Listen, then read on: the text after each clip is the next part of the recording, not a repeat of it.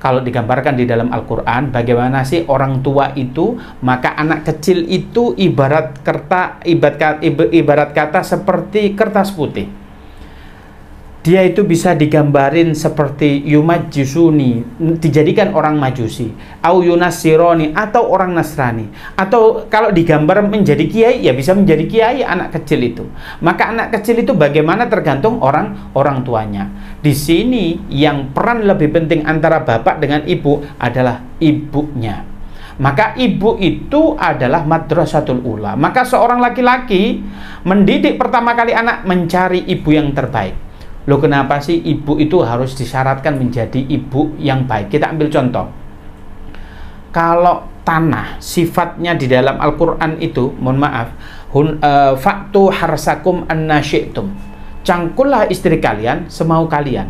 Kenapa sih kok di situ dikatakan cangkullah? Maka karakteristik wanita ini seperti tanah. Kalau tanah itu tandus, kita kasih benih yang bagus gitu, saya yakin nggak tumbuh. Tapi kalau tanahnya subur, kita kasih bibit yang biasa saja, maka dia akan apa? Subur luar biasa. Bahkan jagung, bahkan apa, di tanah yang subur itu bisa kita tanemin. Itu luar biasa sekali.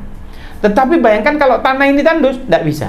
Maka wanita itu sealim-alim apapun laki-laki, tapi kalau wanitanya kurang baik, maka hasilnya kurang baik. Tapi kalau laki-lakinya biasa saja, entah dia mursal barangkali begitu, tapi wanitanya soleha, maka akan menjadi apa? Menjadi bibit unggul atau anak yang luar biasa. Kita lihat Nabi Yuna Ibrahim alaihissalam.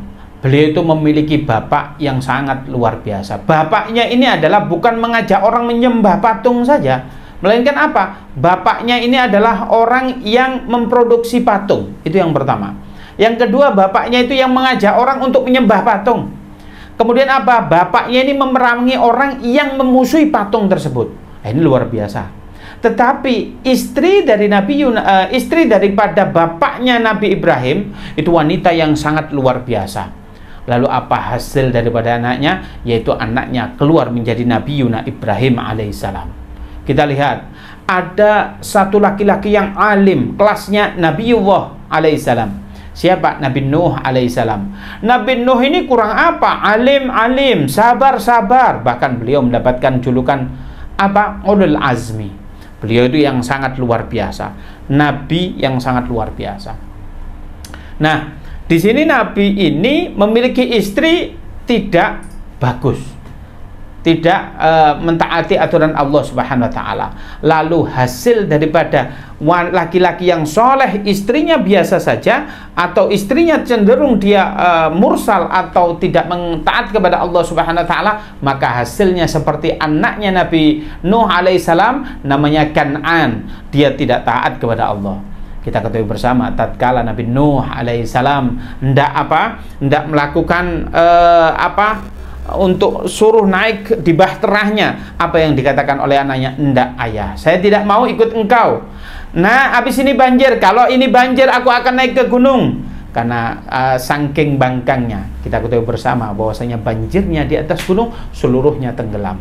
Maknanya sebaik-baik laki-laki membutuhkan wanita yang soleha agar supaya apa? Anaknya menjadi anak yang baik.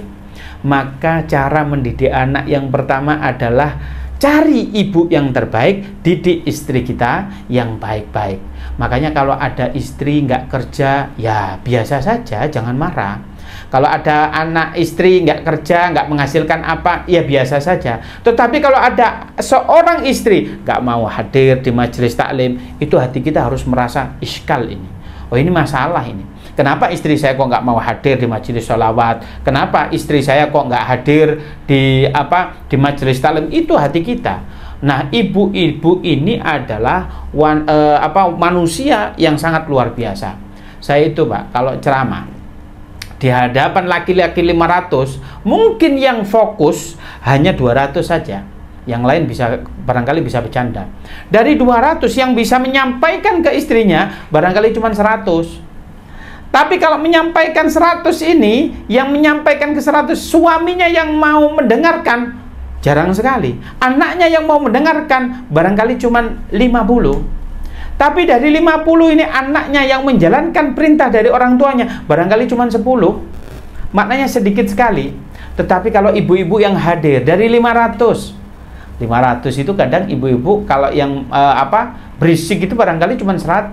Yang mendengarkan bisa 400. Dari 400 yang disampaikan kepada anaknya, wah itu lebih banyak. Maka di sini peran ibu, peran wanita itu sungguh dibentukkan dalam mendidik anak. Oleh karena itu, pertama kali cara mendidik anak adalah didik istri kita agar supaya lebih baik. Didik istri kita agar supaya memahami bagaimana Allah, bagaimana kita memandang Allah, bagaimana kita memandang agama ini, bagaimana memposisikan Allah, di manakah Allah, kenapa mata kita tidak bisa melihat Allah dan lain sebagainya. Maka didiklah istri kita agar supaya memahami bagaimana konsep rezeki dari Allah Subhanahu wa taala itu diturunkan kepada kita dan lain sebagainya. Itu harus kita didik. Maka yang pertama adalah cara mendidik anak yang terbaik, didik ibu kita, istri kita, mohon maaf. Yang kedua, apa sih yang kedua? Yaitu seorang laki-laki kalau mendidik anak kita, yaitu yang kedua adalah cari rezeki yang baik. Apabila rezeki kita yang baik, baik itu harus mengandung dua unsur. Baik itu dari sumbernya, yang kedua zatnya. Sumbernya apa? Ya kalau kita nyari, ya harus rezeki yang baik. Makna baik itu apa? Ya halal. Oh iya, saya nyarinya kerja. Tapi ada loh di antara kita kerja. Seandainya kita kerja, akadnya dengan bos kita, pemilik perusahaan itu jam 7, pulangnya nanti jam 4. Tiba-tiba apa? Jam 3 kita sudah pulang. Maka ini apa? Ini hasil kerjanya tidak baik-baik saja. Karena yang 1 jam ini korupsi. Ternyata korupsi itu bukan hanya di kalangan pejabat, di karyawan biasa pun kita bisa korupsi. Kalau kita seandainya jam istirahat kita dikatakan hanya 1,5 jam begitu, tapi kita istirahatnya malah 1,5 jam, maka ini yang 1 jamnya itu korupsi. Maka kalau kita cara mendapatkannya rezeki itu dengan cara-cara semacam itu, maka kalau kita cara mendapatkan rezekinya dengan cara semacam itu, na'udzubillah. Apalagi kalau kita cara mendapatkan rezekinya kita dengan cara kita mendapatkan riswah atau menyuap. Contoh, saya ingin membeli sesuatu biar dapat diskon, caranya bagaimana? Employ-nya apa segala macam kita suap. Ya udahlah diskon aja, padahal kita untuk kriteria diskonnya tidak memenuhi syarat, maka kita nyuap employ-nya. Tidak boleh. Agar supaya kita diterima menjadi karyawan yang agar kita bisa menjadi karyawan di dalam toko yang besar, kita nitip buat yang memuluskan, maka itu juga tidak baik. Maka jangan sampai kita cara mendapatkannya dengan cara apa? Yaitu yang tidak diridhoi oleh Allah Subhanahu wa taala. Kita mencari modal dagang dengan cara apa? Dengan cara yang riba, maka ini juga tidak boleh. Cara yang riba bagaimana? Seandainya saya jual bakso, saya minjem modalnya ke bank, berapa? Butuhnya 5 juta. Buat apa aja ini 5 juta? Buat beli rombong 2 juta seandainya. Buat beli peralatan mangkok apa segala macam, kompor dan ini 1 juta. Buat yang 2 juta, buat apa? Bahan-bahan yang mau dikelola setiap harinya. Oke, kita pinjemin. Ya sudah, saya pinjemin uang 5 juta, balikin ke bank, kamu cicil setiap bulannya berapa? 500.000 selama 1 tahun. 500.000 kali 12 atau 1 tahun berapa? Ya 6 juta. Maknanya apa? Ada nilai lebih dari 5 juta ke 6 juta. Maka nilai lebih ini disebut transaksi ribawi. Maka kalau ada riba, haram.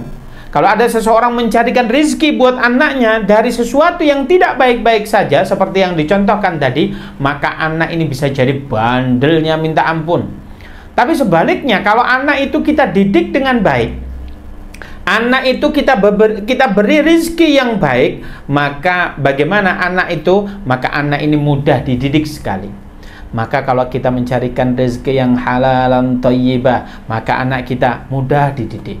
Bahkan anak zaman sekarang itu ada yang berani membentak orang tuanya, maka orang tuanya harus evaluasi diri. Kita ambil contoh, nah tolong pintunya ditutup, itu bisa marah, geprak pintu, mama ini suka nyuruh-nyuruh. Masya Allah, ada anak sekecil itu bisa membentak orang tuanya. Nak minjem remote-nya ya, ambilin di situ. Mama ini nyuruh-nyuruh, dibanting remote-nya depan mukanya mamanya. Maka ini juga apa? Akan terjadi apa? Anaknya ini sulit sekali diarahkan, sulit sekali untuk dididik. Maka syarat untuk mendidik anak yang kedua adalah harus rizki yang halalan thayyibah.